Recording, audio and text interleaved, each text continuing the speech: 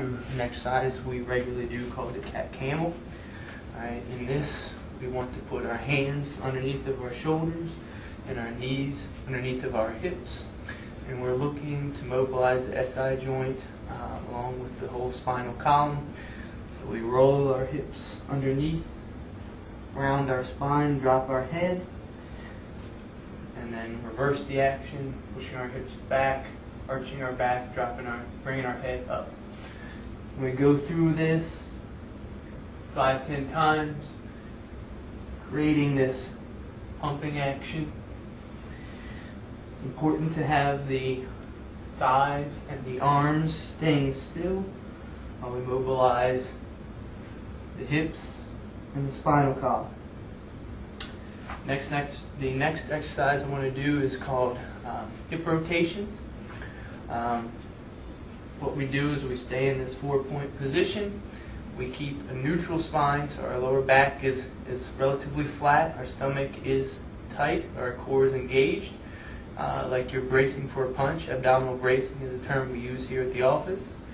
Alright, we maintain that stability throughout the whole body, and we rotate the leg in its hip socket without leaning. We want to go both directions on both legs.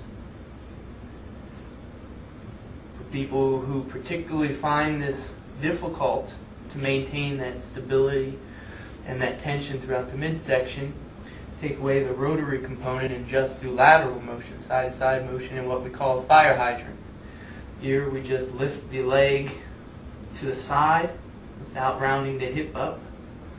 Again, keeping that tension in the midsection. We want to do 5 to 10 on each side. The next exercise is called the bird dog. Alright, again, neutral spine, stomach tight, moving opposite arm and leg out, away from us, and back in towards us.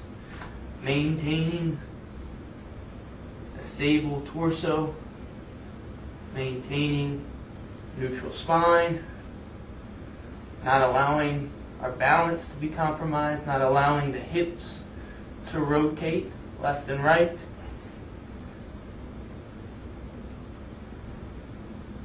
Again, roughly 5 to 10 on each side.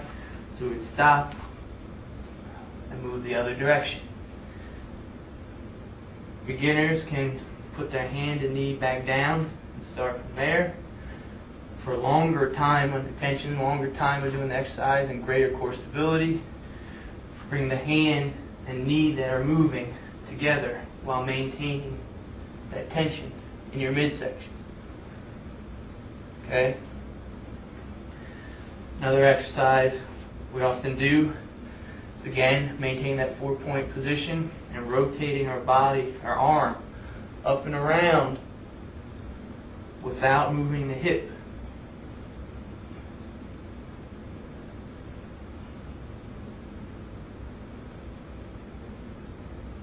Okay, I'm going to switch to the other side.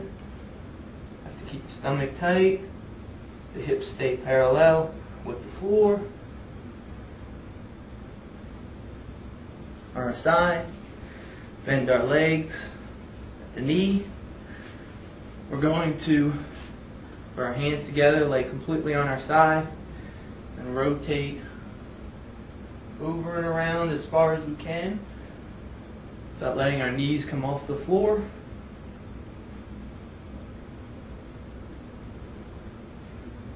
Nice and slow, under control. 5 to 10 on each side. Switching to the other side. Another exercise you often see is an active flexibility exercise for the hamstring. Have one leg bent, brace the abdomen, abdominal bracing, neutral spine, pulling the toe back towards the knee, bring the leg up so that you stretch your hamstring while actively stabilizing the lumbar spine. So the leg isn't just moving in its socket with the toe pulled up. We're using these muscles here to brace and protect our lower back. creating a whole lot of tension all through here while we're actively moving the straight leg and its hip.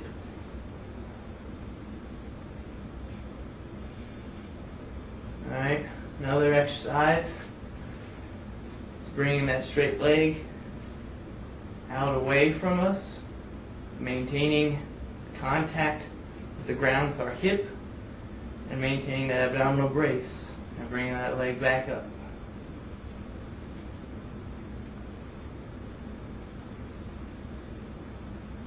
Pull the toe back towards the knee once you have the exercise correct at the hip.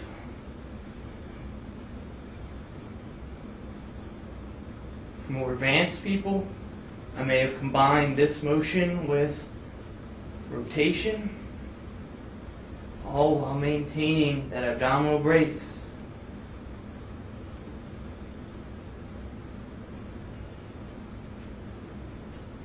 Some of you may have had a straightened leg, contact with the ground. It's also fine if we've gone over it. So we have leg adduction as well as abduction, all while maintaining that abdominal brace. It's not just about